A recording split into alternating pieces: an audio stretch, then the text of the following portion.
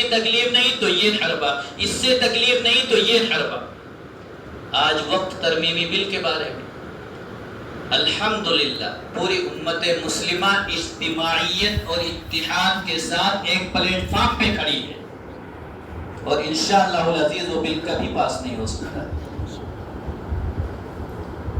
ہم اپنے اندر اتحاد مذہب کے اعتبار سے پیدا کریں، ہم اپنے اندر اتحاد خاندانی اعتبار سے پیدا کر رہے ہیں، عصبیت کے اعتبار سے پیدا کر رہے ہیں، مذہب کے اعتبار سے نہیں پیدا کر رہے ہیں۔ ہمارا ہر معاملہ، ہم اپنے مذاہبی، ہم اپنے معمولات زندگی یعنی اپنی ساری کاموں کو مذہب کا رنگ دیتے ہیں۔ ہونا کیا چاہیے؟ مذہبی اعتبار سے ہی ہمیں اپنے سارے کاموں کو کرنا چاہیے، تبھی ہماری بھلائی ہے، تبھی ہم سرخرو ہوں گے، تبھی ہم کامیاب ہوں گے۔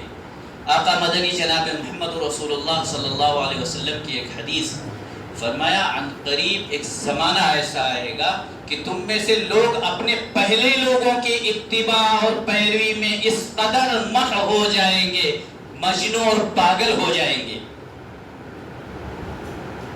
وہ جو کہیں گے، وہ جو کریں گے، اسی اعتبار سے قوم کے لوگ چلنا شروع کر دیں گے۔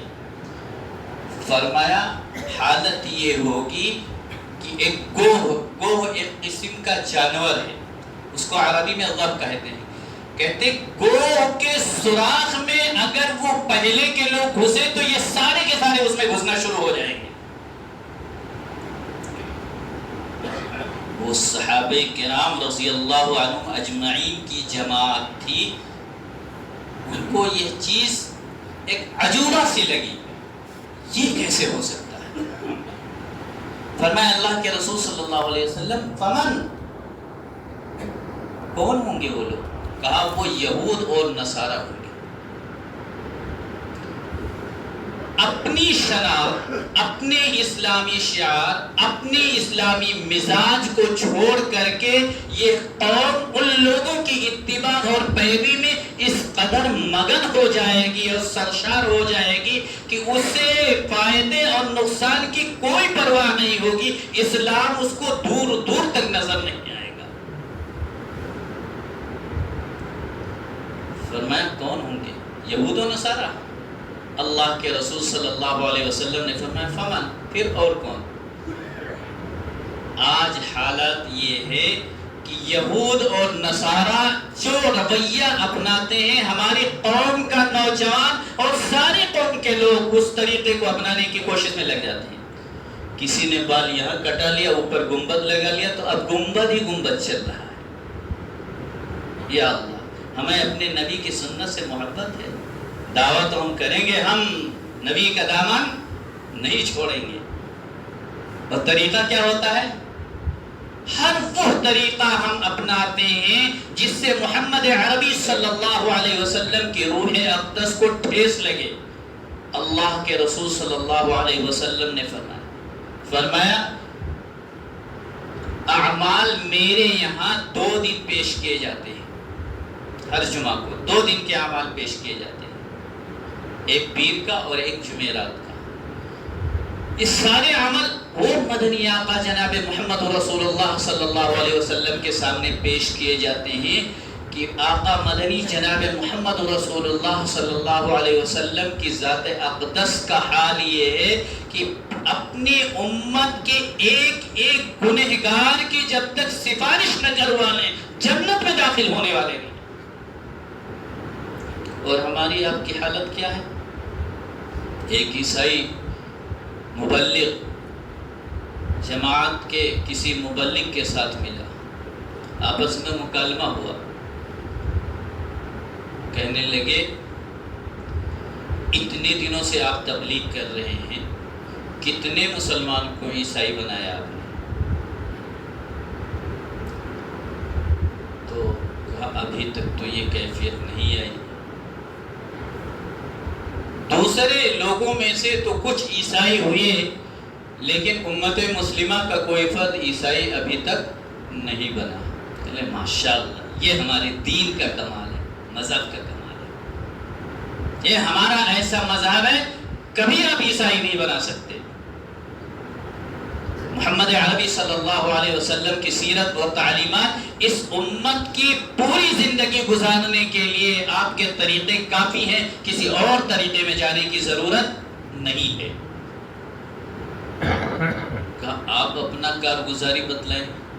کہا الحمدللہ بہت سارے یورپ کے ملکوں کا میرا سفر ہوا اور جتھے کے جتھے اسلام میں جوک داخل ہوتے چلے گئے۔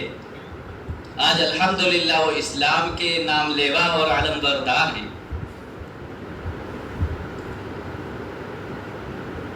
کہنے لگے بس ٹھیک ہے، آپ نے صحیح کہا، لیکن یہ یاد رکھنا ہم کسی کو عیسائی تو نہیں بنا سکے، لیکن عیسائیت کا مزاج ہم نے آپ کے نوجوان نسلوں کے اندر ڈال کے رکھا ہے۔ کوئی ایسا طریقہ جو میرے طریقے پر نہ چلنے والا ہو؟ تمہارے چہرے مورے، تمہیں داڑھی سے نفرت، تمہیں ہر اس لباس سے نفرت جس سے پاکیزگی کی بو آئے، تمہیں ہر اس معاشرے سے نفرت جو معاشرہ نبی کے تئیں ہو، تمہیں ہر اس سماج سے نفرت جس سماج کی تلقین مدنی آقا صلی اللہ علیہ وسلم نے کی ہو، ہمیں ہر اس معاملات سے نفرت جس معاملات کو مدنی آقا جناب محمد رسول اللہ صلی اللہ علیہ وسلم نے سکھلایا تھا، ہر اس چیز سے نفرت۔ یہ نماز کیا تھی؟ فرمایا میرے آنکھوں کی ٹھنڈک۔ ہم چھوڑ رہے ہیں تو نبی کی آنکھوں کو کیا مل رہی ہوگی؟ وہ نامہ اعمال جب پیش کیے جا رہے ہوں گے، فلاں اور فلاں فلاں اور فلاں فلاں وقت کی نماز میں غیر حاضر، وہ مدنی آقا جناب محمد رسول اللہ صلی اللہ علیہ وسلم کی روح تڑپ رہی ہو۔ یہ نماز اس کے لیے بھی کہا جائے، یاد رکھیے مدنی آقا جناب محمد رسول اللہ صلی اللہ علیہ وسلم کی دور میں منافقین مدینہ کی اتنی ہمت نہیں ہوتی تھی کہ وہ جماعت سے نماز ترک کر دیں، جماعت سے نماز چھوڑ دیں، اور ہم کتنے نڈر اور بے باک ہو گئے، کہا بھی جائے بتلایا بھی جائے، اس کے باوجود نماز کی کوئی پرواہ نہیں۔ اللہ ہمیں نماز کی پابندی کی توفیق رحمت فرمائے، ہماری نوجوان نسلوں کے اندر دین کی روح پیدا فرما دے۔ تو اس عیسائی شخص نے کہا ہم نے آپ کی قوم کے اندر اپنی ان ساری چیزوں کو ڈال رکھا ہے جس سے وہ عقیدتاً عیسائی تو نہیں ہوں گے، لیکن عیسائیت ان کے ذہن و دل و دماغ، ان کے رہن سہن، ان کے معاشرہ میں پیوست ہو کر کے رہ جائے گی۔ میرے عزیز دوستو، اس امت کو فلاح اور کامیابی اسی وقت مل سکتی ہے جب یہ امت مدنی آقا جناب محمد رسول اللہ صلی اللہ علیہ وسلم کے لائے ہوئے اور بدلائے ہوئے طریقے کے اعتبار سے چلے گی اور طریقہ اپنائیں گے۔ وہ طریقہ قابل قبول نہیں ہے۔ فرمایا اللہ رب العزت نے وَمَن يَبْتَغِ غَيْرَ الْإِسْلَامِ دِينًا، جو شخص اسلام سے ہٹ کر کوئی دوسرا دین اختیار کر لے فَلَن يُقْبَلَ مِنْهُ، اس کو قبول نہیں کیا جائے گا، اس کی مانیتا نہیں دی جائے گی۔ وَهُوَ فِي الْآخِرَةِ مِنَ الْخَاسِرِينَ، اور وہ آخرت میں خسارہ والوں میں سے ہوگا۔ آج ہماری حالت یہ ہے کہ نہ ہمارے اعتقاد مضبوط، نہ ہمارے اخلاقیات مضبوط۔ اعتقاد کا عالم یہ ہے تھوڑے سے ہوا کے جھونکے اگر ہمارے مزاج کے مخالف ہو جائیں تو نعوذ باللہ ہم اسلام کو بھی چھوڑنے پر آمادہ ہو جائیں۔ کیا زمانہ تھا! حضرت حکیم الاسلام قاری طیب صاحب رحمۃ اللہ علیہ نے اپنے خطبات میں لکھا ہے، رابعہ بصریہ کا جوش بتلایا، کہا ایک ہاتھ میں آگ ایک ہاتھ میں پانی، کہا اس آگ سے جنت میں آگ لگا دوں گی اور اس پانی سے جہنم کو بجھا دوں۔ اس لیے کہ جو شخص بھی عبادت کرتا ہے وہ جہنم کے ڈر سے اور جنت کی لالچ سے عبادت کرتا ہے، کوئی اللہ سے محبت کے اعتبار سے عبادت نہیں کرتا۔ کیا مزاج، کیا ناز تھا ان لوگوں کا! ان لوگوں نے اللہ اور اس کے رسول کے احکام کی مکمل پیروی کی. اللہ رب العزت نے ان کے بارے میں فرما دیا وَلَا تَهِنُوا وَلَا تَحْزَنُوا وَأَنْتُمُ الْأَعْلَوْنَ, تم فکر نہ کرنا, غم نہ کرنا, تم ہی سربلند رہو گے ان کنتم مؤمنین, اگر تم مومن کامل ہو.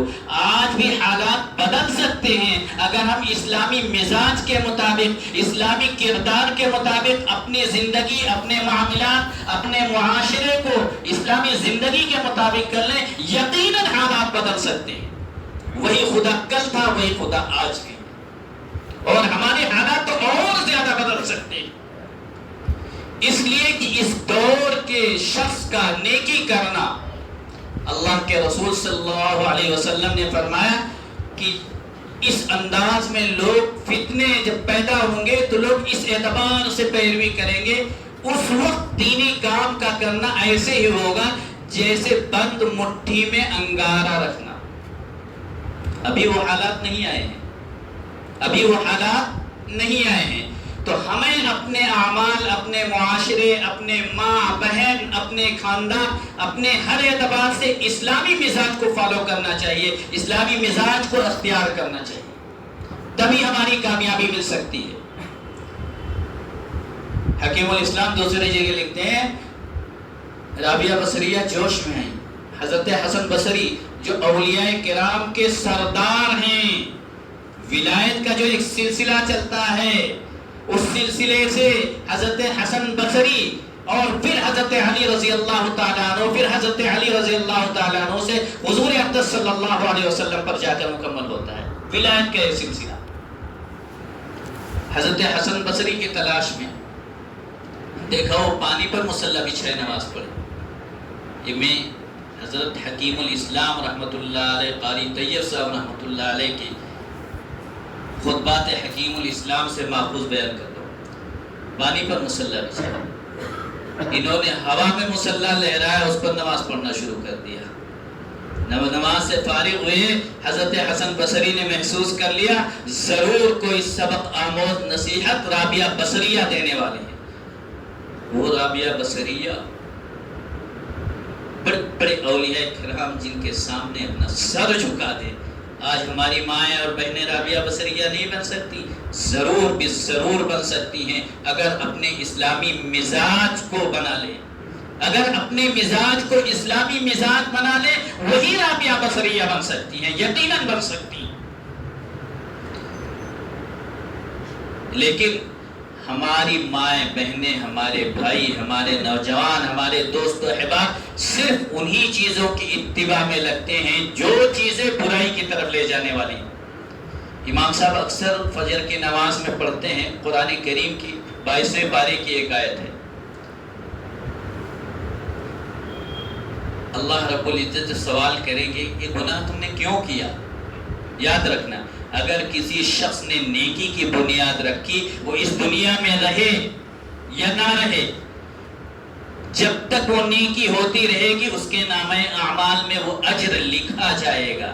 جیسے کسی شخص نے اپنے بچے کو حافظ قرآن بنا دیا, وہ دنیا میں رہے نہ رہے ہر حال میں اس کے نامہ اعمال میں وہ اجر لکھا جائے گا. کسی نے کنواں کھودوا دیا, کسی نے مسجد بنوا دی, کسی نے مدرسہ بنوا دیا, جو بھی نیک عمل کر لیا, اسی اعتبار سے اگر کسی شخص نے برائی کی جڑ ڈال دی تو اس برائی کے اعتبار سے اس کے نامہ اعمال میں وہ گناہ لکھا جائے گا. اللہ رب العزت فرمائیں گے کیوں تم نے ایسا کیا, تو کیا کہیں گے انا اطعنا سادتنا وکبراءنا, ہمارے بڑے بڑے سردار اور بڑے بڑے اکابر جو ویڈیو فوج فلمیں, بلو فلمیں وہ بتاتے تھے نوجوان نسلوں میں, جو نوجوان بڑے زیادہ ذی عقل ہوش و خرد والے تھے, وہ بتاتے تھے نہیں یہ نہیں اس انداز میں نہیں, یہ اس انداز میں ہے, اس کو اس انداز میں نہیں دیکھنا چاہیے, اس انداز میں دیکھنا چاہیے, یہ چوری اس انداز میں کرنی چاہیے, یہ حرام خوری اس انداز میں کرنی چاہیے. اللہ تعالیٰ ہم تو کچھ نہیں جانتے تھے. انا اطعنا سادتنا وکبراءنا, یہ ہمارے جو سردار لوگ تھے, بڑے بڑے لوگ تھے, انہوں نے ہمیں بھٹکا دیا. ہم بھٹکنے والے نہیں تھے, وَأَضَلُّونَا السَّبِيلَ, انہوں نے ہمیں راستے سے ہٹا دیا, گمراہ کر دیا. اللہ رب العزت کا فرمان ہے ربنا، وہ کیا کہیں گے؟ وہ تو مصیبت میں تھے ہی، لیکن وہ بد دعا کیا دیں گے اس ہولناکی کی حالت میں؟ ربنا آتہم ضعفین من العذاب، اے ہمارے پروردگار ہمیں ایک سزا ملی ہے تو ان کو ڈبل سزا دیجیے۔ یہ قرآن کریم کی آیت ہے، امام صاحب اکثر فجر میں پڑھتے ہیں۔ ہم ان ترجموں پر جب غور کریں گے تو یقیناً بدن کے اندر ایک سنسناہٹ طاری ہو جائے گی کہ ہم نیک عمل کے اعتبار سے اپنے آپ کو بڑا ہونے کے اعتبار سے جو باور کراتے ہیں تو نیکیوں کے اعتبار سے باور کرانا چاہیے، گمراہیوں اور فتنوں کے اعتبار سے باور نہیں کرانا چاہیے۔ ربنا آتہم ضعفین من العذاب، اے ہمارے پروردگار یہ جو ہمارے بڑے تھے، ہمارے سردار تھے، یہ جو ہمارے پیشوا تھے، انہوں نے ہمیں راستے سے بھٹکایا، ان کو ایک سزا نہیں، ان کو ڈبل سزا ملنی چاہیے۔ ضعفین ڈبل کے معنی میں آتے ہیں، عربی کا لفظ ہے ضعفین، ڈبل کے معنی میں آتے ہیں، ان کو ڈبل سزا ملنی چاہیے۔ وَلْعَنْهُمْ لَعْنًا كَبِيرًا، اور ان کے اوپر زبردست لعنت ہونی چاہیے۔ تو میرے عزیز دوستو، یہ ماہ ربیع الاول جو مدنی آقا جناب محمد رسول اللہ صلی اللہ علیہ وسلم کی پیدائش کا مہینہ ہے، آپ صلی اللہ علیہ وسلم اس قدر محبت اس امت سے فرما رہے ہیں۔ اللہ رب العزت فرمائیں گے ارفع رأسک یا محمد، اے محمد اپنے سر کو اٹھائیے، سل تعطی، مانگیے جو مانگنا ہے دیا جائے گا۔ آپ کے لب مبارک سے جو آواز نکلے گی یا رب اغفر لامتی، یا رب اغفر لامتی، اے ہمارے پروردگار ہماری امت کے حال پر رحم فرما دیجئے، بخش دیجئے۔ وہ نبی نے فرمایا میرے آنکھوں کی ٹھنڈک نماز میں، اور ہم نماز سے کس قدر دور، اور پھر بھی انتظار کرتے ہیں کہ وہی ہم پر کیوں نہیں آئی۔ کسی بدو نے 2 رکعت نماز پڑھ لی اور آسمان کی طرف دیکھنا شروع کر دیا، صلی رکعتین وانتظر الوحی، 2 رکعت نماز پڑھی اور وہی کا انتظار کرنے لگا کہ اب تو جبریل بھی ہم پر آنا چاہیے۔ ہم یہ جمعہ کی نماز پڑھ کے خدا کے اوپر احسان کر رہے ہیں، خدا کے اوپر احسان کر رہے ہیں۔ ساری دنیا اگر نافرمان ہو جائے، اللہ رب العزت کی قدرت اور بڑائی میں ذرہ برابر فرق ہونے والا نہیں ہے، اور ساری دنیا عبادت میں لگ جائے، اللہ رب العزت کی جو بڑائی ہے اس بڑائی میں کوئی اضافہ کرنے والا نہیں ہے۔ ہم خود نماز نہیں پڑھیں گے، ہم اپنی نسلوں کو کیا نماز کی تلقین کریں گے؟ قرآن کریم میں جہاں جہاں نماز کا حکم دیا، اللہ رب العزت نے یہ نہیں فرمایا نماز پڑھ لو،